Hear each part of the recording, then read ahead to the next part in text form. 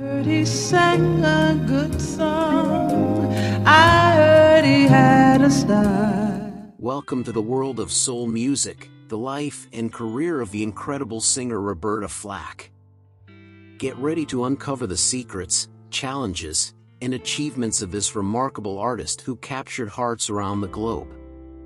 But what makes her such a special artist? In this humble tribute, we will explore the past, present, and enduring legacy of one of the most distinctive voices of the 20th century.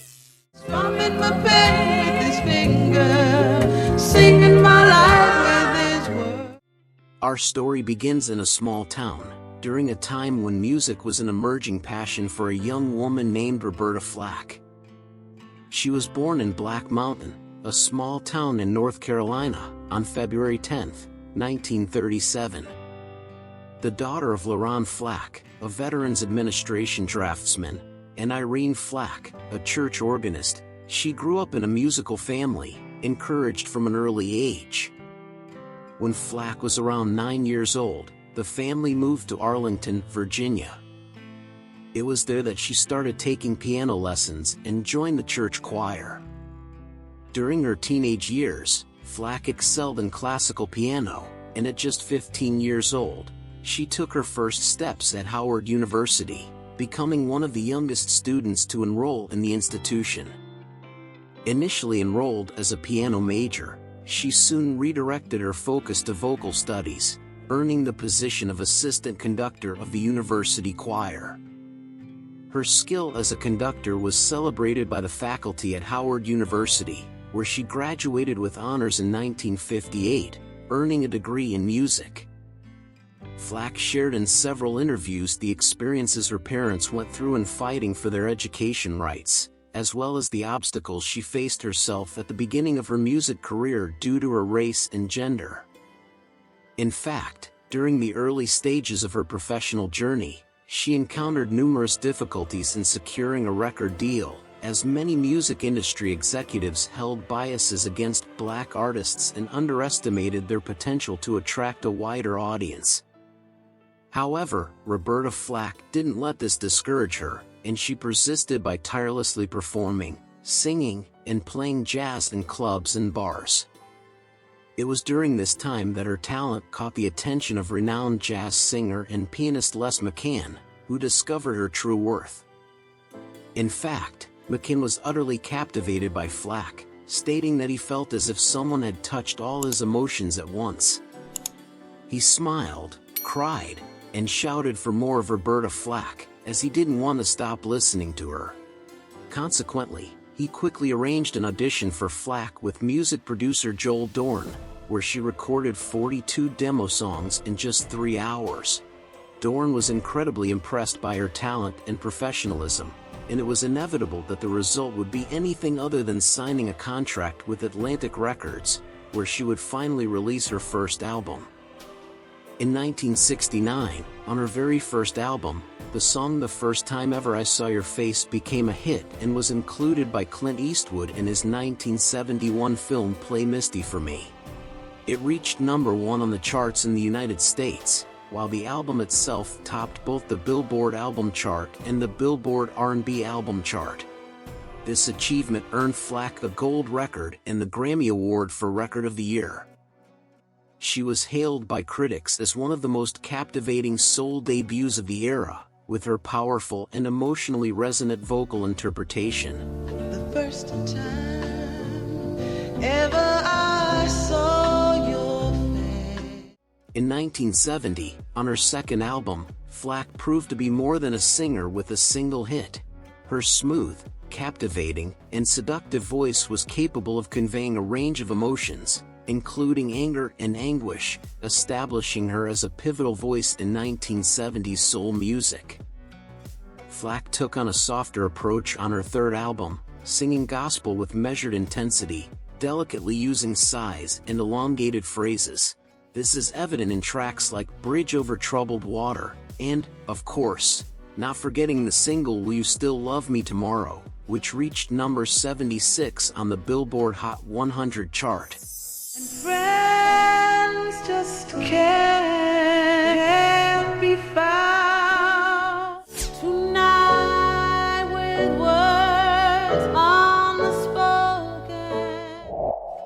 An incredible partnership that produced powerful songs with memorable performances occurred between Roberta Flack and Donnie Hathaway, who were classmates at Howard University's music school. They achieved success with the Grammy-winning song Where's the Love in 1972, as well as the song The Closer I Get to You. Both songs were certified gold records and stood out for the exceptional chemistry between Flack and Hathaway, within a smooth and emotive harmony. They recorded several duets together, including 2 LPs, until Hathaway's death in 1979.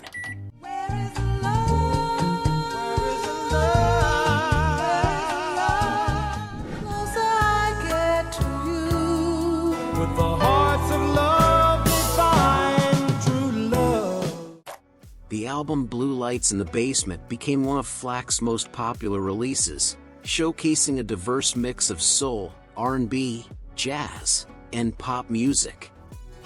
It remains a timeless classic that continues to inspire and move listeners to this day.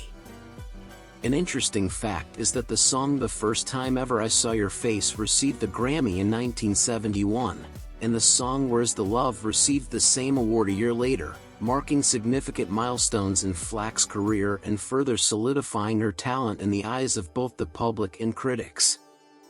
In 1973, Flack achieved her second '1 hit with the song Killing Me Softly with his song.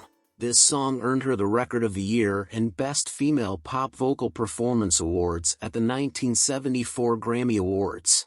Killing me softly with this song, killing me softly with this song. The corresponding album became Flack's best-selling record, achieving double platinum certification. In the same year, she released Feel Like Makin' Love, her third and, at that time, final #1 hit on the Hot 100 chart. Feel like making love to you, yeah. Flack produced the single herself, as well as her 1975 album of the same name, under the pseudonym Rubina Flake. Flack took on the lead role in the song Freedom by the Sherman Brothers, which was featured in the opening and closing of the film Huckleberry Finn. Freedom, freedom. Additionally, she collaborated with a young Michael Jackson on the song When We Grow Up during the 1974 television special, Free to Be, You and Me. Well, I don't care if I'm pretty at all, and I don't care if I never get tall. She began working with Peabo Bryson with somewhat limited success, reaching a high point as #5 on the R&B chart with the song Tonight I Celebrate My Love in 1983. I celebrate my love for you. Roberta Flack is considered socially relevant and politically fearless, highlighting her active role as a humanitarian and mentor. As part of her commitment to the community, she established the Roberta Flack School of Music at the Hyde Leadership Charter School in the Bronx. This school provides an innovative and inspiring music education program to underprivileged students, completely free of charge. In 2010, Flack also launched her own namesake foundation, which aims to support animal welfare, music education, and invest in the future of talented and entrepreneurial young individuals. In the following years, Roberta continued to release new works regularly. Her latest album was released in 2012, titled Let It Be Roberta. In this album, Flack interprets some of the iconic songs by the Beatles. The album was well received by critics and is a testament to Flack's talent and versatility as a performer. In November 2022, Roberta announced a diagnosis of amyotrophic lateral sclerosis, ALS. According to her spokesperson, this degenerative disease makes it impossible for her to sing and causes difficulties in speech and communication. Even though she is no longer performing on stage, her legacy and her unique and emotive voice, combined with her songwriting skills, have made her one of the most important artists in soul and R&B music of the 1970s. Her work transcended genres and became part of the soundtrack of many people's lives. She was a pioneer in the music industry, fighting for her rights and opening doors for future generations of artists. Flack became an icon of black and female music, proving not only that it was possible but also necessary to have voices like hers in the music industry. Even decades after her first recording, Roberta Flack's music continues to inspire and move people. Contemporary artists like Beyoncé and Adele cite Roberta Flack as an influence on their careers. Flack has left a lasting legacy in music, culture, and history. She is an example of strength, talent, and perseverance that will inspire future generations of artists and fans. And so we come to the end of this incredible journey through the life and work of Roberta Flack, an artist who has left her mark on the history of music. If you have been enchanted by the story and wish to continue exploring the world of music, don't miss the opportunity to subscribe to our channel right now, so you won't miss any of our upcoming videos, which will bring more inspiring stories, emotional musical performances, and even some surprises along the way. Join our passionate music community and share the enchantment of great artists like Roberta Flack.